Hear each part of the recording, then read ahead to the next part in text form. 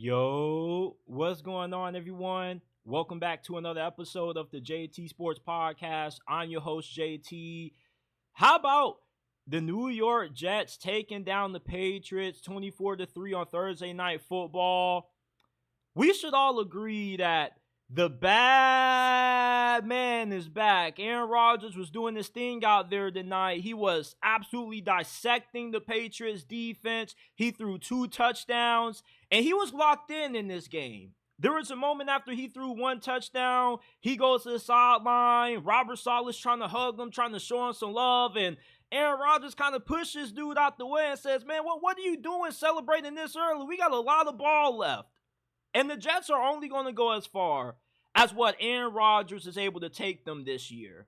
And last year, when the Jets played against teams like New England, even though they had the more superior roster from a talent standpoint, they were unable to generate a lot of offense due to how bad the quarterback play was from Zach Wilson. And you can tell the impact that Aaron Rodgers has had on this team, this organization, and this fan base. He has instilled confidence throughout the whole entirety of New York.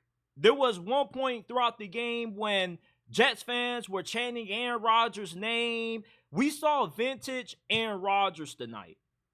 And as long as he and the rest of this team can stay healthy, avoid injuries, there's no reason why they should miss the playoffs. They did have an injury to right tackle Morgan Moses. They end up having to throw Alufa Shanu out there.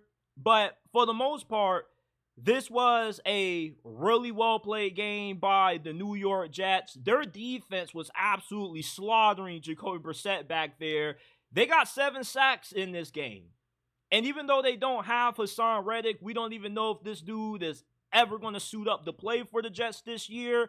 They do have a lot of talent on defense. They do have a good amount of guys on that defensive line that can generate pretty good pressure on the quarterback. They don't have nobody that you look at and say, yeah, he's a dominant one-on-one pass rusher, but they got at least 2 or 3 guys that are good enough to, when they're playing at their best, they can push the pocket backwards, and they can make life difficult on you if you don't have a good offensive line. And what really impressed me about the Jets was that not only was Aaron Rodgers playing well, but they got the ground game going. Breece Hall, Braylon Allen, they look really nice. Braylon Allen is just a specimen, bro. Like, he's like Derrick Henry reincarnated. 235 pounds. He's only 20 years old. I remember when he started his first game at Wisconsin as a true freshman at 17 years old. He was built like a grown man. So you're deep at running back. You got a pretty good group of wide receivers.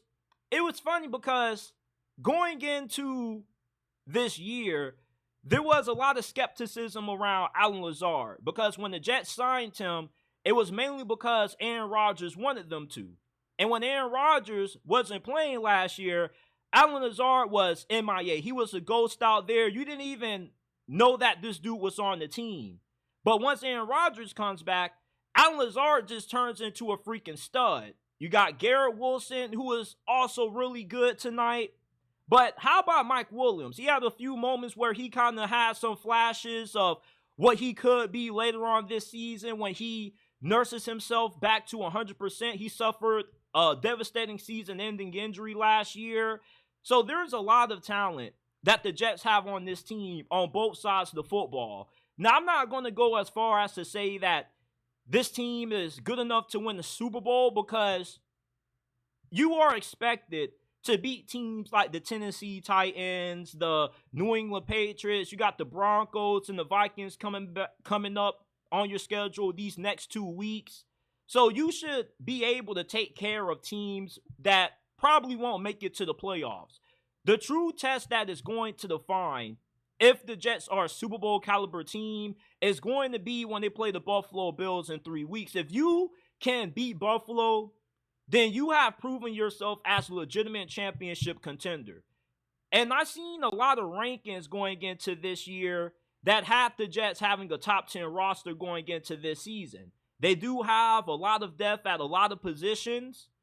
And I do believe that they match up really well with the Buffalo Bills. And it's possible that they could make a deep playoff run, but I'm not about to get beside myself because they're beating up on bad teams. I want to see how good Aaron Rodgers and the rest of this team looks when they're going up against a quality opponent. But this was a great win tonight, and you could definitely tell the impact of Aaron Rodgers on this team, man, because if this was Zach Wilson, you probably only win this game 10-3, maybe 13-3. And for the New England Patriots, after how bad your offensive line looked tonight against the New York Jets, there is absolutely zero reason to start Drake Maye at any point this season unless Jacoby Brissett gets injured, because we've seen guys like Caleb Williams get baptized behind terrible offensive lines.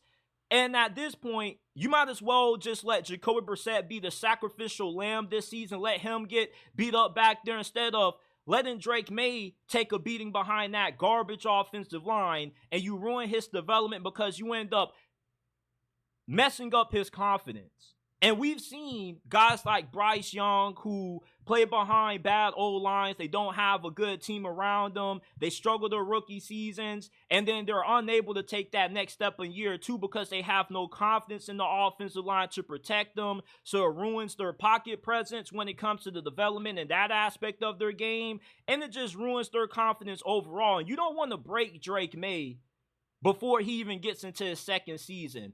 I feel like the Patriots are handling his development in the right way. You let him sit behind Jacoby Brissett, and then when you have games like this, when you're losing by a considerable margin, you let him get some mop-up duty. You let him get a little bit of garbage time, 5 minutes left. Let him get his feet a little bit wet. But there's absolutely no reason to rush throwing Drake Maye out there, because for the people that scream, we need to see Drake Maye because Jacoby Brissett isn't it, are going to be the same people when Drake Maye struggles, they're going to call him a bust. So for the New England Patriots, you don't need to throw Drake Maye out there. It's just going to be a crapshoot. That offensive line was just downright atrocious. And they did have some injuries on that side of the ball going into this game. They weren't fully healthy. They had to move some guys around, but they don't have a lot of talent at receiver.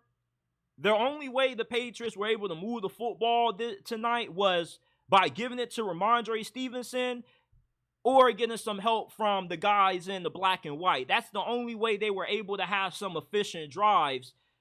And I don't really see the Patriots winning too many games this year, but they're not going to be one of those teams that you go up against and they're going to be easy win. They are a well-coached team. They got a really good defense. They are pretty disciplined on that side of the football. But your defense can only do so much when you're going up against a quarterback as good as what Aaron Rodgers is.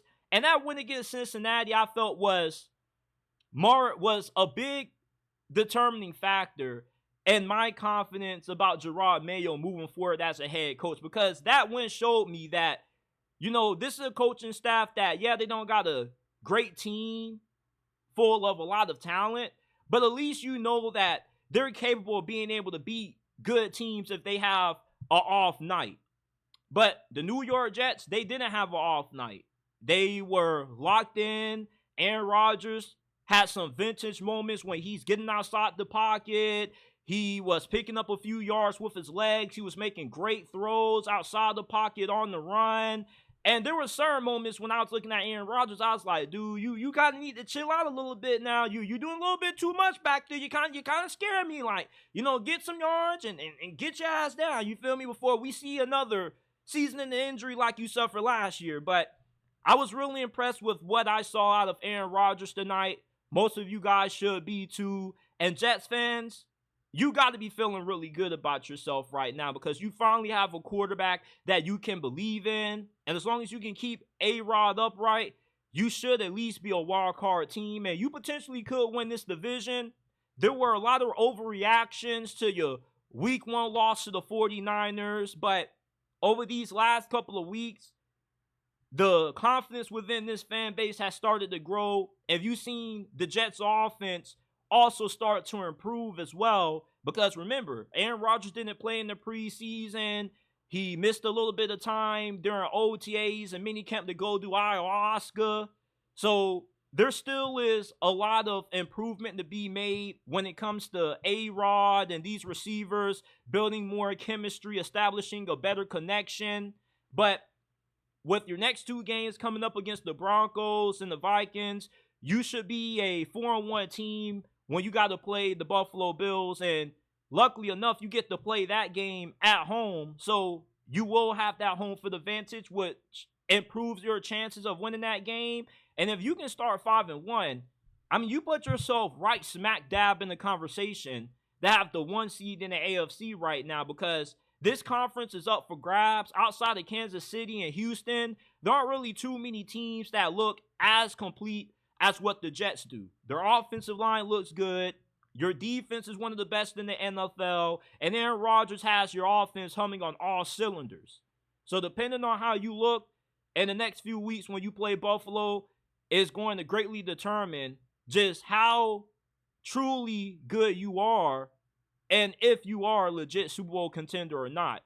But this is it for this episode of the JT Sports Podcast. I appreciate you guys for tuning in.